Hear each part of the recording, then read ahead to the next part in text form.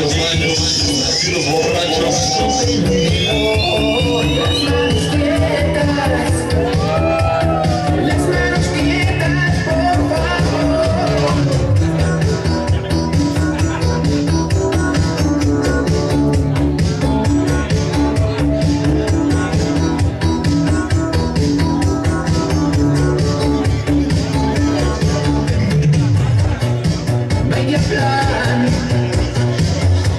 Pudiendo el tiempo aprovechar, conjugar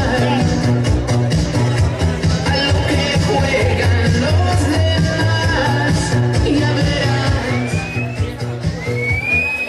Bueno, pues una pequeña disculpa que se escuchen las palabras, continuamos.